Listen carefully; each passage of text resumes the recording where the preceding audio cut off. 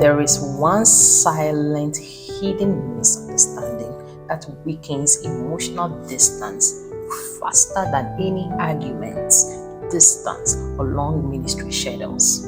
It is the misunderstanding that looks harmless on the surface but slowly drains connection over time. Most couples in ministry don't even realize it's happening until the hurt becomes too deep to ignore. Today, let's expose it, let's understand it, and let's restore the unity God desires for us. Hello, I'm Joan, a certified marriage counselor and family therapist. I help Christian couples in ministry to rekindle love, passion, intimacy, and connection. Let's dive right in. Revealing the misunderstanding. The number one misunderstanding is, if my intentions are good, you shouldn't feel hurt. That is the misunderstanding. If my intentions are good, you shouldn't feel hurt. And this shows up subtly in the form of, I was only trying to help you. Why are you taking it like that? Why are you taking it like this? Why are you being so serious about this? Why are you taking this simple thing too seriously?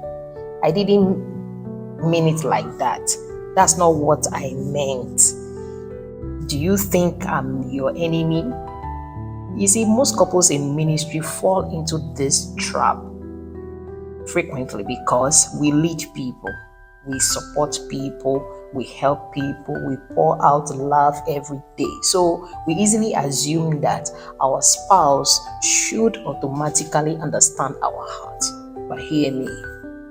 In marriage, good intentions don't cancel the emotional impact.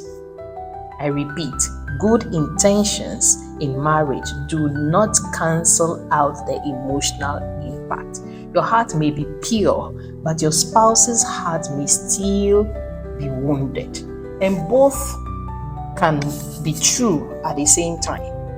The purity of your heart and the wounded heart of your spouse can all be true at the same time. Why does this hurt so deeply? Number one, it invalidates their pain.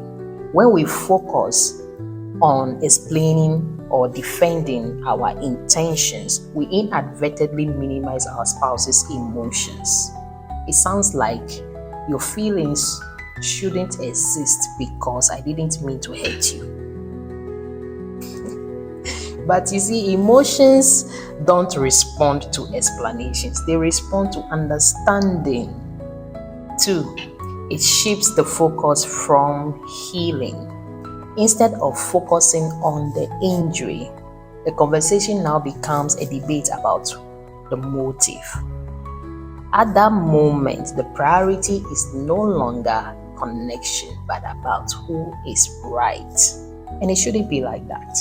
3, it makes your spouse feel alone. When your spouse's pain feels dismissed, they withdraw. They withdraw not because they are angry, but because they feel unseen, unheard, and unsupported. And when ministry already stretches both of you thin, emotional loneliness can quickly become emotional distance. And we need to watch that. The truth that heals. Here is the mindset shift and the truth that changes everything. That I can have good intentions and still take responsibility for the impact. I can have good intentions and still take responsibility for the impact my words and actions caused. That is maturity. That is humility. That is Christ-like love in action. And couples in ministry, we need this more than ever because the pressures we face are heavier, the expectations are higher, and the emotional load that we carry are deeper. Practical fix: how to respond instead. Step 1. Acknowledge the impact first. Before you say anything, before explaining anything, say something like, I see that hurt you, or your emotions or your feelings matter to me. You can also say, I didn't realize this affected you so deeply. All these statements, when you make them first, it opens the heart for healing to begin. Step 2, clarify, not defend.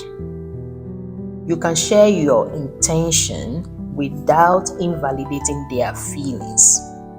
For example, say, I didn't intend to hurt you, but I understand how it came across.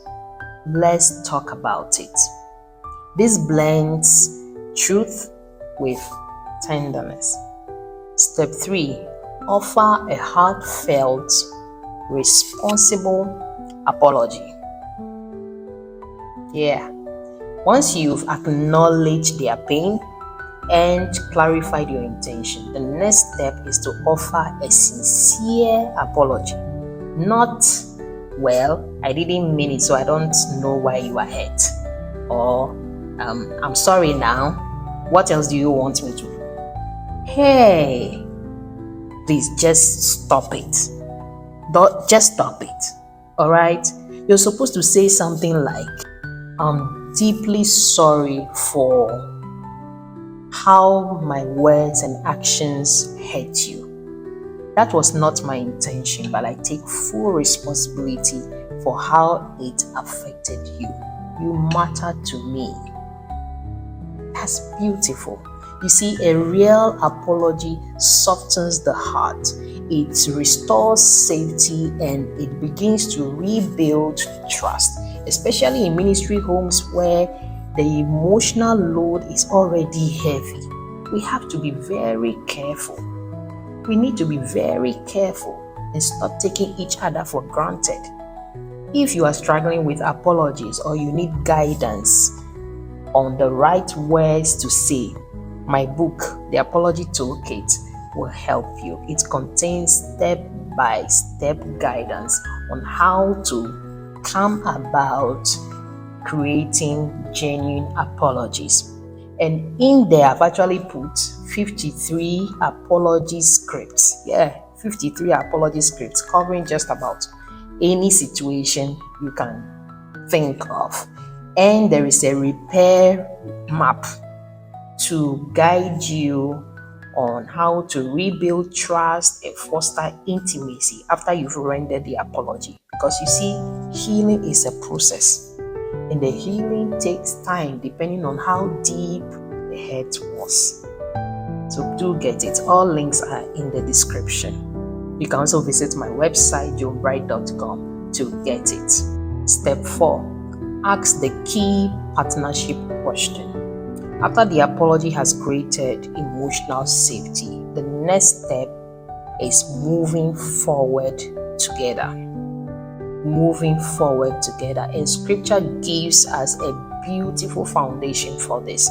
Amos 2:2. Can two walk together except they be agreed? You cannot work together unless you are in agreement. Agreement does not mean sameness, that we will be on the same, we'll think alike, we'll do the same things the same way, all of that. No, it doesn't mean sameness, but it means partnership. We agree to do something this way and we follow through with it. So it's important to ask the key question: how can we handle moments like this better next time together? How can we handle moments like this better next time together? That is the question to ask. And this question communicates that we are a team. We are a team. It communicates your feelings matter. It communicates our marriage is worth protecting. It communicates that ministry will not divide us. It communicates our in-laws will not divide us. Whatever the situation is that caused the disagreement or the hate, it will not divide us. But our marriage is priority, it's important. You matter. It also prevents future hurts from reoccurring. It helps both of you to feel heard, valued, and included. It also strengthens your emotional and spiritual bond. And it also honors 1 Corinthians chapter 1 verse 10. NLT, it says, be of one mind, united in thought and purpose. This is how couples in ministry grow emotionally, spiritually, and relationally, by returning back to agreement, understanding, and unity. If this misunderstanding has been showing up in your home, you are not alone. Every marriage has moments where the impact and the intentions do not match, especially for couples in ministry carrying emotional, spiritual, and physical weight. But healing begins the moment we stop defending our motives and start defending our connection. If you want to go deeper into rebuilding emotional safety, learning practical communication tools, and healing the silent wounds that ministry often creates, I invite you to take the next step. My online course, Effective Communication in Marriage. It will give you the exact tools to speak with clarity, calmness, and connection, even when tension rises. You can also get these 2 books of mine, The Conflict-Free Communication Blueprint for Couples in Ministry and Talk, Don't Fight. These 2 books will guide you to build a Christ-centered approach to conflict resolution and healing conversations, and also help you to rebuild emotional intimacy. And you can also join my free Telegram community. It is free. I share weekly encouragement and updates, and also teachings every now and then to help strengthen us on this journey. All links are in the description. If you want to understand why good intentions still hurt, please watch this video popping up on the screen titled, You Meant Well, But It Hurts. And as always, remember, you are not alone. God bless you. Thanks for watching.